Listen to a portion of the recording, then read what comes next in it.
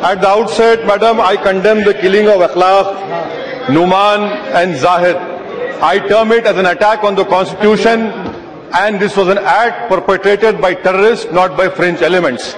Madam, let me start by this caveat by saying that I am the only intolerant politician in India in this House. The rest are paragon of virtue, beacon of free speech and upholders of justice. What we have seen over here is that we have two political power centers. One calls Muslims and Dalits as puppies and dogs.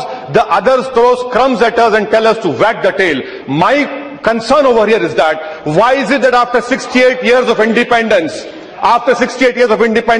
the Muslims cannot find or rent a house or a flat in any metropolitan city? Is this tolerance we're talking about? Why is it, madam, that my dropout rate and Dalit dropout rate start at the age of 11? Is this dropout, is this tolerance? Why is it that you open more police stations in Muslim ghettos than schools? Is this tolerance? Why is it that Juhapura and Govandi in Mumbai have become dumping yard of the city medical waste, not for schools of excellence? Why is it that out of 100, only 3 are Muslim graduates? Is this intolerance? People say we don't study. NSSO data of 2011 is there, which clearly says that 11% OBC Muslims having 10th class qualification get only 11% employment, the other get 23. Why is it, madam, that after 23 years of Babri Masjid, that the accused have got Padma Bhushan, but they have not been convicted? We have seen various governments, Congress government, UPI government, United Front government, NDA government. Is this tolerance? Let me ask a political intolerant question to this August House. Why is it, madam,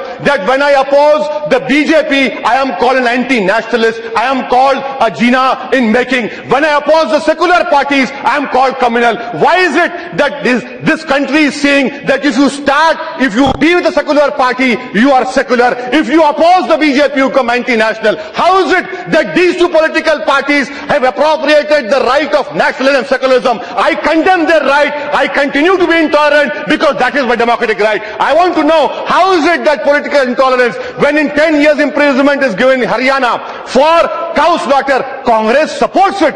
But I am intolerant. I am a communal. How is it that Tripura governor says on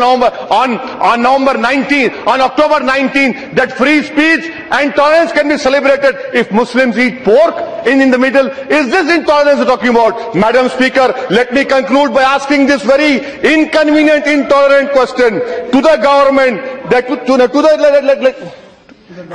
government and to the August represent parties over here. Why is it that this is happening?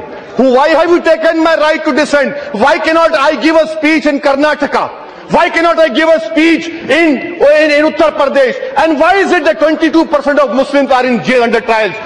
West Bengal 49%. Maharashtra 29%, UP 29%. Is this tolerance? Madam, I conclude by telling the government, the Home Minister asked for recommendations, suggestions. My suggestion to the Honorable Home Minister is, your pride was hurt when a wrong allegation was made. I commend you for showing your pride. But you see, for 69 years I have been called a Pakistani. What about my pride? Would you rise up and protect my pride?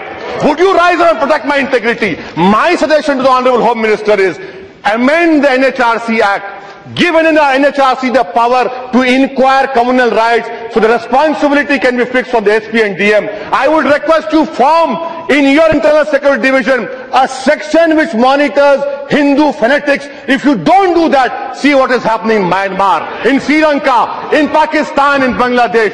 We require stability. The third step, form an Equal Opportunities Commission. Fifth step, give constitutional status to NCM. And a request to all the House, you talk about ISIS and Wahhabism. Remember, ISIS is an evil ideology. You cannot break us down into Wahhabism, Sufism. You have to take the whole Muslim community, which right now the whole Islamic world is condemning ISIS. Remember one thing, that ISIS cannot be defeated by bombs. ISIS can be defeated by cerebral debate. This is what needs to be happening. Madam, I conclude my speech by quoting a शेर of Faiz said, तुझको कितनों का लहू चाहिए अर्ज़े वतन, जो तेरे अर्ज़े बेरंग को गुलनार करे, कितने आहों से तेरा कलेजा ठंडा होगा, कितने आंसुओं से तेरे सहराओं को गुलजार करे. Thank you, madam. Very good, thank you.